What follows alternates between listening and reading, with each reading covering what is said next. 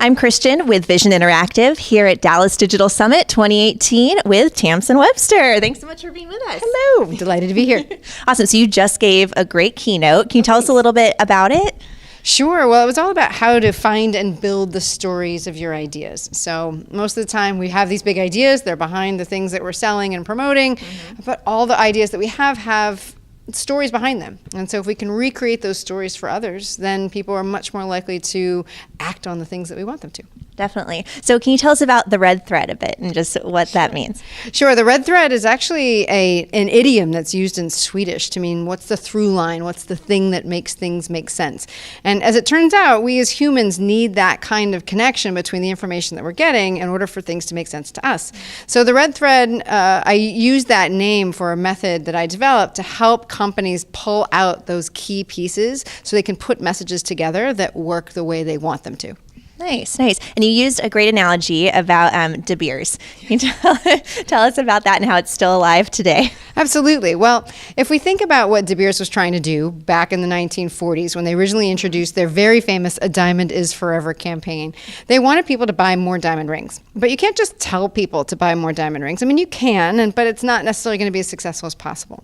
So by using these pieces of the red thread, I explained how De Beers did that. I mean, they didn't follow my process, obviously. But the first piece is the goal, something that an audience or their customers wanted.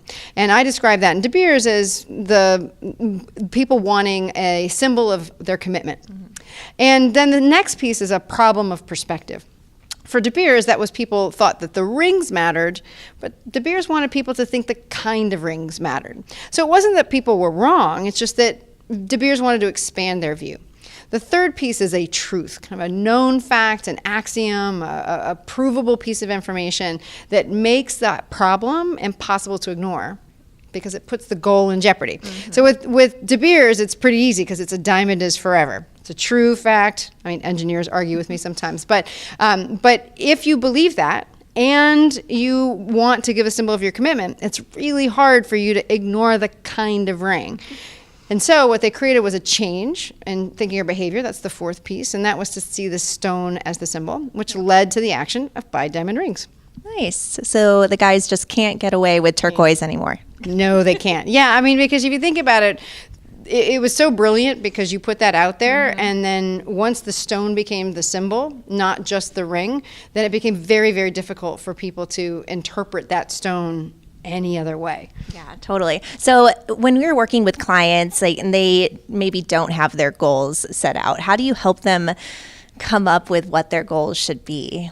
Well, clients always know what it is they're trying to get people to do. They're not always as clear as to why people would actually do that. So that's usually where I spend a lot of my time is working with clients to say, well, what would somebody already be looking for that this is a solution for?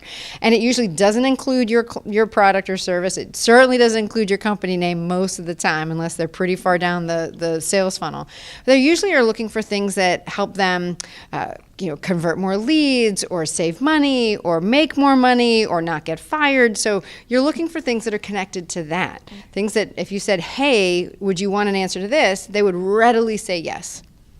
Awesome. And so going into 2019 now, what would be your biggest advice for companies, whether it's small businesses, large businesses? Well, I think it's really to understand that most of the time when we're putting messages out there, they don't have those key components that people actually need. I refer to it sometimes as the minimum viable message.